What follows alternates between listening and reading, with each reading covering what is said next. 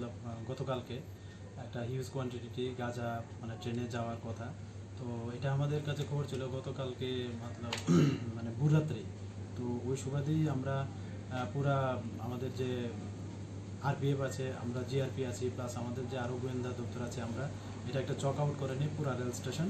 তারপর আমরা একে একে একদম সব কিছু চেক করেই এন্ট্রি দিচ্ছি রেল স্টেশনে।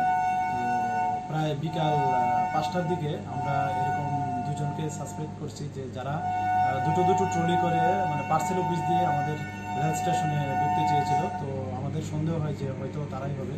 তারপর যথারীতি তাদেরকে যখন আমরা আটক করলাম এবং জিজ্ঞাসাবাদ করলাম, তারপর তারা বললো যে হ্যাঁ এটাতে করে মানে গাঁজা আছে। তারপর আমাদের যারা সিনিয়র অথরিটি আছে ওনাদেরও খবর দিলাম, ওনারাও আসলেন।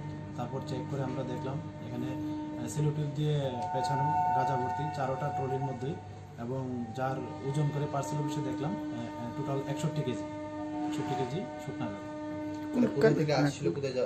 তারা এখন পর্যন্ত জানতে পারলাম তারা প্রায় 4-5 দিন আগে বিহার থেকে এসছে।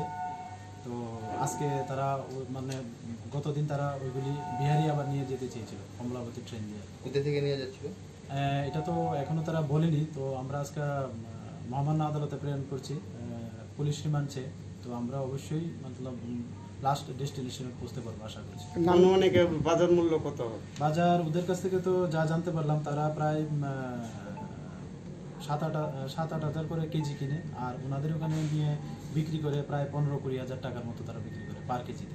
নামগুলি জানা গেছে? নাম হ্যাঁ, দুজনেই বিহারি। একজনের নাম দীপক কুমার, বয়স 20 বছর, আর বাড়ি পাচারি মালা, এটা পাটনা ডিস্ট্রিক্টে। আরেকজন হলো রোশন রায়, বয়স 21, ওনার বাড়ি ব্রাহ্মণপুর, এটা বৈশালী ডিস্ট্রিক্ট বিহারে পড়ে। দুইজনে